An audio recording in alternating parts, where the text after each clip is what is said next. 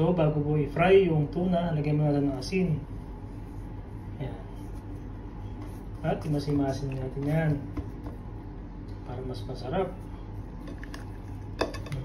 Bago po i-prito.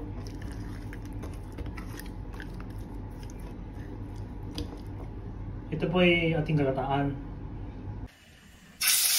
Simulan na tayo. I-fry ko muna yung tuna.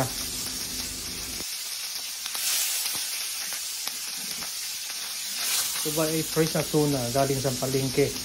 Ito ay tinatawag dito na local tuna. Ito po ay baltiran natin.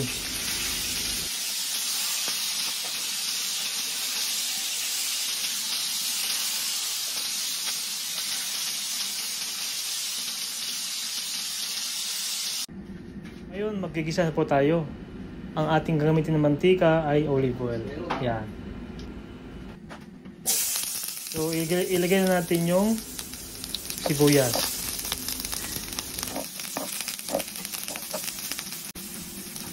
At luya. Yan, lagyan ng luya para medyo matanggal yung lansa.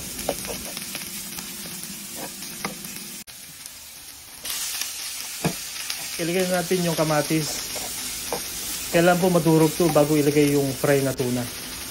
At maglalagay tayo ng kunting paminta. At ihalo po natin. Kung malambot na yung kamatis, ilagay na natin yung fry na tuna.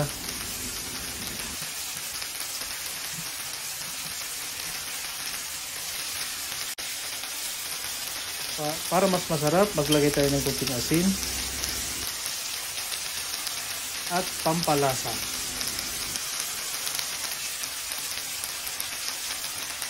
Maglagay na ako ng half cup na water at 2 teaspoon na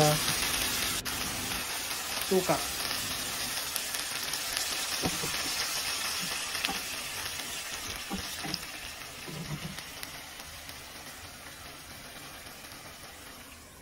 Takpan muna natin.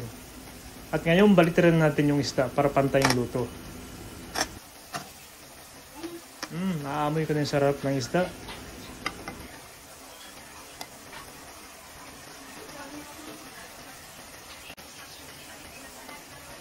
Maglalagay na tayo ng talong. Pagkatapos ng talong, lagyan natin ng green chili para medyo manghang.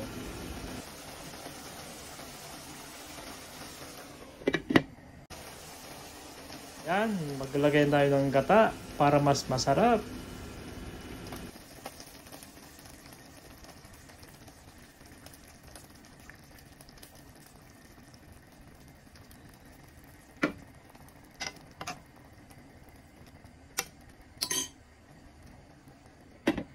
Ito ay isisimmer natin ng 3 minutes.